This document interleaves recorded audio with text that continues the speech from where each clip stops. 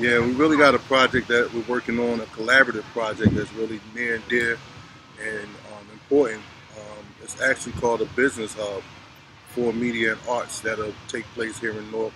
And it's a collaborative project in partnership with Rutgers Business School, the Center for Urban Entrepreneurs, one of my dearest colleagues and friends and sister friends, Kimberly from Filmworks, a definite visionary, somebody who I have a great deal of respect for as an entrepreneur, as well as everyone else at the table. We had a conversation sometime fall of last year, around this time last year, about this whole media hub concept that she had in her head.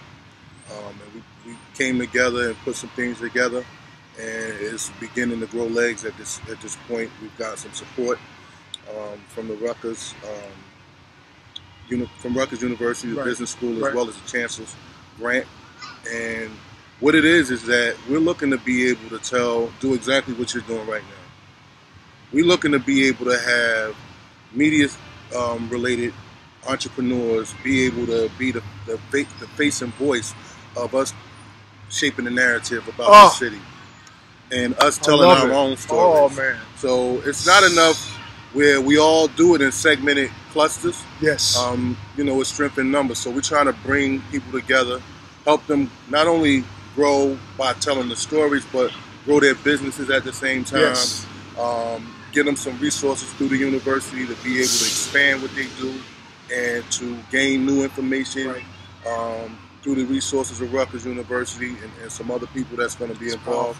But it's really a hub that's like an incubator or like an impact hub in which actually allows us to bring everybody that we know is serious about what they do in media, from journalists, bloggers, people that do casting, everybody that's a producer, content creators, as well as artists as well that develop content, and really take a look at how do we create a lane that allows us to tell our stories, and not only that, to shape the change the paradigm as to change the good things that happen in the city and the state. That's right.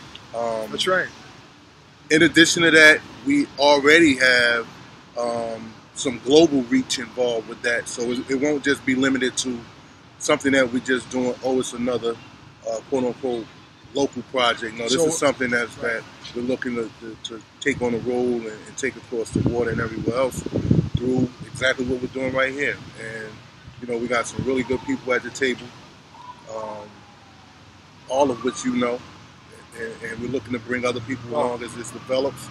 But that's one of the most exciting and most... That is exciting. You know, one of our priorities for this quarter as well as moving into next year. I mean, the reason I love that idea is because this series is named The Artist Recreates the World. And I keep saying it. We have the ability to recreate where we live, how we live. But it's the artists. Yeah. In all those various forms you talked about. And as you pull them together and they get more confidence and they understand how to use their tools properly, you start reshaping, recreating. Right. So it's a social project, but it's about economics as well. It's about everybody being able to not just meet their bottom line, but to elevate and grow in their businesses as well. So that's definitely the language. Yeah. So we definitely excited about that. I got what else we're working on. My production guys, in-house team is Rockin' Bones Productions. Wait a minute. I thought we were from the same generation. What's Rockin' Bones? Rockin' Bones. It's Young Rock and Young Bones. Oh, okay. Two guys. Oh, okay. I thought that was a term. Oh no, it's a production duo. Okay. And they have so many placements and steadily securing additional placements in a lot of television and film. And we got one coming up on Netflix on this show called Hemlock Grove. I mean, they've been involved with shows as far as their music, from Rob Dyrdek on MTV to Kim and Chloe's show, Keeping Up with the Kardashians, Ray Donovan on Showtime. They did 3 songs for Give Me Shelter, but that is a constant thing that, you know, we're involved with, placing our music, licensing our music, and having it published and they get paid for doing that. And Beautiful. a lot of people don't realize that there are different lanes in the music industry that you could monetize what you do without you honestly all the time being maybe on the stage. Nothing wrong with that. That's definitely the way to be able to generate revenue. But you know, those, like you said, there are other lanes. Yeah, so that's a lot of what we're working on. And through the Media Hub project as well, we look to expand the work that we do with youth through that as well. So that was my next question, because that really is your passion, the stuff that you do with the youth. Yeah, I'm born and raised here in Newark, New Jersey, and you know, have been through growing up here and knowing what it is to be mentored on both sides of life, good and bad. Wow. Knowing that, you know, some of the choices I may have made earlier on, young people don't have to make those choices. And instead of me talking about it, I want to be able to physically show them action and results. Results right. Most of the time come in the form of them getting a check or getting paid for what they're doing.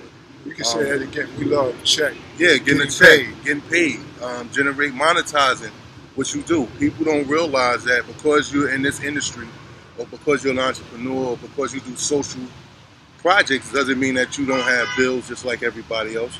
Doesn't mean that you don't have to, you know, just take care of business. That's right. The same way you may be the most creative person in the world. You got to eat. Everybody. And pay your rent. That's right. And et cetera, et cetera, et cetera. That's right.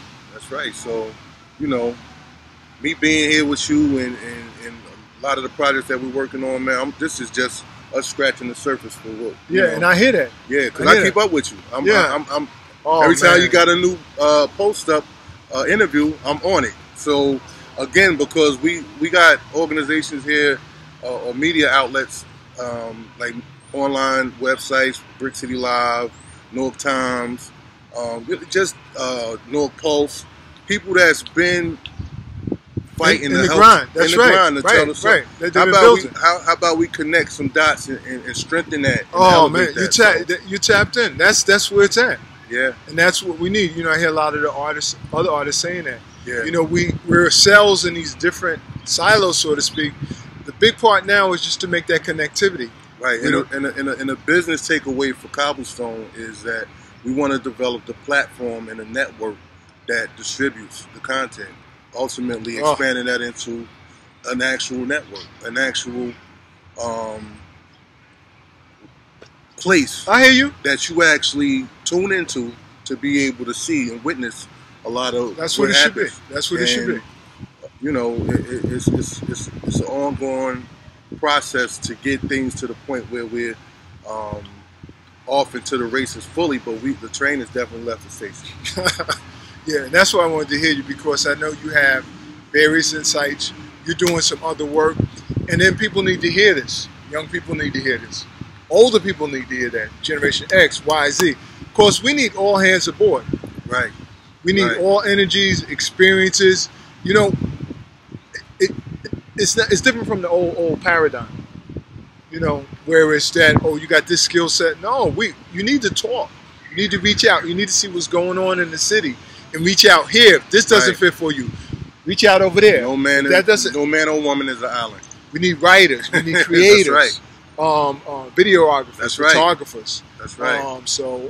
Like you said, the train has already left. Mm-hmm. And actually, we don't really know where it's going. We got some goals, but it can be an international train. I don't want to go in that Let me say this. Well, part of what we're doing is making sure that we got some measurable outcomes that we'll be able to identify. So we got some things that we'll know if we're going in the right direction, just by being able to collect data and some other things. But we're looking to really take what we do and not just freelance it and expand it to a national, international scale. So it's like music shit up to my ears right there. International. Yeah. Because I keep telling folk, the artists, I'm like, yo, do you know the talent? You gotta know it. Do you realize the talent? Not just the pure innate skills, but understand the pressure that people in Newark have been under for 2 and 3 generations. Mm-hmm. And what comes out of that artist has something different than anywhere else in this world. I mean, you got to understand That's right. that. Pressure bust pipes will make diamonds. And we got a lot of diamonds and jewels. What you said now? Pressure bust pipes or make diamonds. Either one or the other. Everybody not cut from this cloth where they can handle this entertainment industry, this media industry is serious. Being an entrepreneur, period. Yes. Is serious. Yes. Yes. And it's not for, everybody. Right. And that's why Jeff and many other people are doing these type of things. It's like almost just a hand. It's to reach out. Mm-hmm.